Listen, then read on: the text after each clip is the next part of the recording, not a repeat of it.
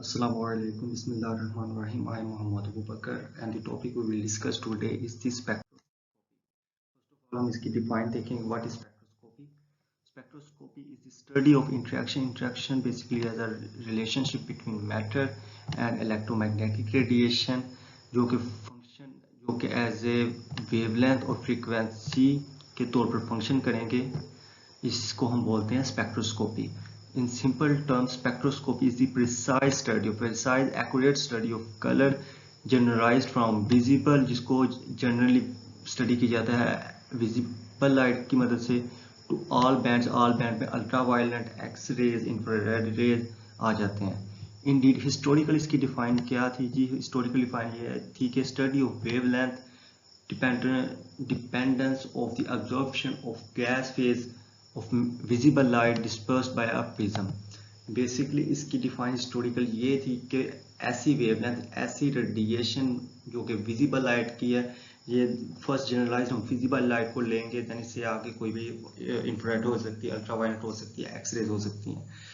ऐसी visible light जो कि गैस फेज से गुजरी हो और गैस फेज ऑब्जर्व की हो, देन प्रिज्म के साथ डिस्पर्स हो जाए या ऑब्जर्व, वो प्रिज्म उसको कुछ उसकी मकदार ऑब्जर्व कर ले, कुछ मकदार आगे जाने दे, इसको बेसिकली हम कहेंगे स्पेक्ट्रोस्कोपी.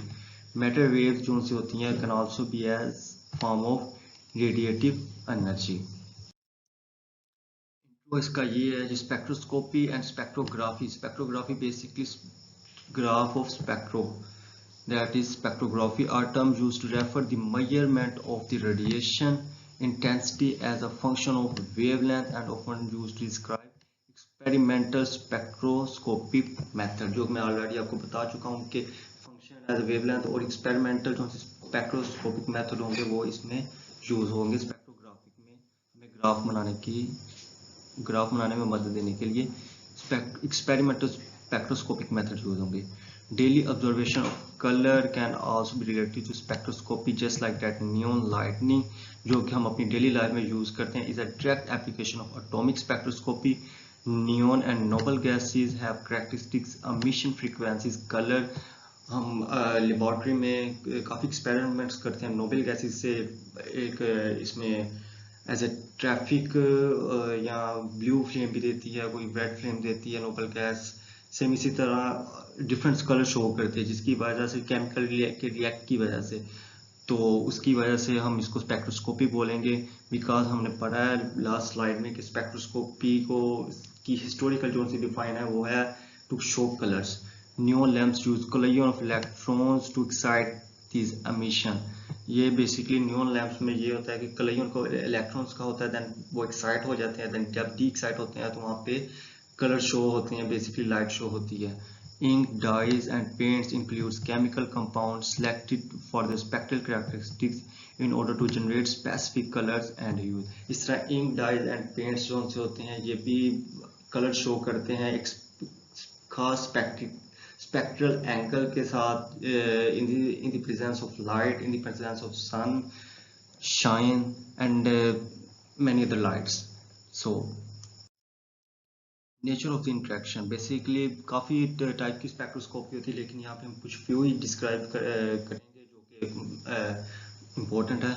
Absorption spectroscopy. अब्जॉर्प्शन वहाँ पे होती है when energy from the radiative source is observed by the material, कि जब एक विजिबल लाइट है जो कि गैस से गुजरी है वो इसको ऑब्जर्व कर लिया है. Absorption is determined by measuring the friction of energy transmitted through the material with absorption decreasing the transmitted portion. और जितनी ज़्यादा absorption होगी उतनी ही transmitted portion जो सा होगा वो decrease होगा. That is absorption spectroscopy. Same इस तरह emission spectroscopy. Emission indicates that radiative energy is released by the material. Radiative energy जो सी है वो basically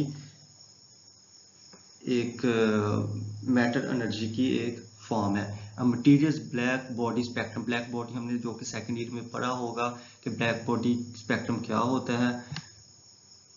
is a spontaneous emission spectrum determined by its temperature. Basically ये temperature की वजह से emission show करता है. This feature can be measured in the infrared by instruments such as atmospheric emitted radiance photometer. Emission can also be included by other sources of energy such as flame की वजह से sparks, electrical arcs and electromagnetic radiation in the case of fluorescence. इनकी मदद से भी हम जो सी है emission spectroscopy देख सकते हैं, फ्लेम को यूज करके, स्पार्क को यूज करके, इलेक्ट्रिकल आर्क को यूज करके। देन आ गया कोहेरेंट और रेजोनेंस स्पेक्ट्रोस्कोपी। जैसा कि नाम से शोर है, कोहेरेंट मतलब एक जैसे, रेजोनेंस मतलब एक फॉर्म से दूसरी फॉर्म में चेंज हो जाना। Technique where the radiative energy couples to quantum state, जिसमें जो सी होती है वो एनर्जी जो सी होती है वो कपल्स हो जाती है दो क्वांटम स्टेट्स में of the material in a coherent interaction, एक ही इंटरेक्शन में, दैट इज सस्टेन, जो कि उस वक्त तक रहती है बाय द रेडिएटिंग फील्ड, उसके गिर्द। जस्ट लाइक दैट जब न्यूक्लियस के गिर्द इलेक्ट्रॉन्स रिवॉल्व करते हैं तो वो एक इलेक्ट्रिक फील्ड बना लेते हैं, इस तरह हर इलेक्ट्रॉन के अपने गिर्द भी एक इलेक्ट्रिकल फील्ड, एक इलेक्ट्रॉनिक फील्ड होती है तो इसी तरह ये भी जब आपस में कोहेरेंट एनर्जी ट्रांसफर करते हैं एक दूसरे के में, तो जो सी दो स्टेट्स बनती हैं आपस में वो सस्टेन रहती हैं, और किस वजह से रहती हैं, रेडिएटिंग फील्ड की वजह से। The coherence can be disrupted by other interaction such as particle collision and energy transfer. Energy transfer या particle कोई भी collide होगा आपस में आकर, then particle जब collide होगा तो energy तो already transfer होगी, जब energy transfer होगी तो radiating field फिर से दोबारा बनेगी। So often require high intensity radiation to be sustained. इसलिए high intensity की radiation चाहिए जो कि दूसरे इलेक्ट्रॉन्स हैं, दूसरे पार्टिकल की कोलिजन है, उसको डिस्टर्ब ना कर सके। Nuclear magnetic resonance NMR spectroscopy is widely used resonance method. Ultra fast laser spectroscopy है जो कि जी इसमें कोई मतलब जस्ट पार्टिकल ये इतने इफेक्ट नहीं करते, बिकॉज इसकी इंटेंसिटी काफ़ी हाई होती है। It is possible in the infrared and visible spectral region. Same इसी तरह अगर nuclear spectroscopy are the method that use the portion of specific nuclear to probe to heal, just like to heal the local, या heal कह लें या कह लें कि जी किसी भी स्ट्रक्चर को पहचानना, to probe the local structure in the matter, कि वो किस टाइप का है, किस टाइप के स्ट्रक्चर है। Mainly condensed matter contain molecule in liquid और frozen liquid and biomolecule. Biomolecules में, फ्रोजन लिक्विड में किस तरह के कंडेंस्ड हैं, किस फॉर्म में हैं, किस टाइप के हैं स्ट्रक्चर्स मैटर के, इसको हम न्यूक्लियर स्पेक्ट्रोस्कोपी की मदद से फाइंड आउट कर सकते हैं। वैसे तो इसकी हर ब्रांच में एप्लीकेशन है, in the field of medicine, physics, chemistry, astronomy, और हर जिस फील्ड में भी है हर बंदा हर इंडस्ट्री से एडवांटेज हासिल कर रही है, चाहे वो ऑब्जॉर्बेंस से है, चाहे वो एमिशन से है, चाहे वो न्यूक्लियर है, चाहे वो एटॉमिक है। कंटेंस सच एग्जांपल है, हम इसको कुछ एग्जांपल लेते हैं। Cure monitoring of composite. Composite मतलब ऐसी साइट जो के हील होने वाली हों। क्योर मॉनिटरिंग जो सी है, ऑप्टिकल फाइबर यहाँ पे यूज होता है कुछ चीज़ों को हील करने के लिए जो कि क्योर होने वाली हैं।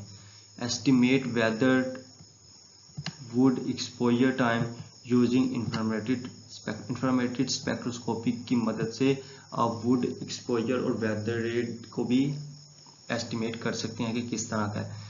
Measurement of different compound in food samples by absorption spectroscopy both in visible and infrared spectrum. Visible and infrared spectrum की मदद से जस्ट लाइक डिफरेंट कंपाउंड के फूड सैंपल होते हैं, जब उनमें से लाइट पास करती है, कुछ ऑब्जर्व कर लेती है, देन उसकी वजह से जो सी चीज़ें आगे जो सी लाइट पास कर जाती है उसकी मदद से हम चार्ट से कंपेयर करके बता सकते हैं कि जी कितनी मिकदार में इसमें ये केमिकल है या कितनी मिकदार में इसमें ये चीज़ है। Measurement of toxic compound in blood sample. Basically blood sample में अगर कोई टॉक्सिक कंपाउंड होगा तो उसके लिए भी हम स्पेक्ट्रोस्कोपी यूज करेंगे, जस्ट लाइक विजिबल लाइट और infrared light. Basically non destructive element के एनालाइज के लिए एक्सरे फ्लोरेसेंस यूज होती है। Electronic structure research with various spectroscopy. उसके बाद रेडार, जो कि जस्ट लाइक एरोप्लेन के रेडार होता है, स्पीड को मेजर करने के लिए, वेलोसिटी को मेजर करने के लिए। ये हमारी बेसिकली क्रिकेट फील्ड में भी है कि बाल की स्पीड को मेजर करने के लिए रडार यूज होता है। तो ये भी हम बेसिकली स्पेक्ट्रोस्कोपी लाइट की मदद से ही होता है। Finding the physical properties of distant stars and nearby exoplanet using the realistic Doppler effect.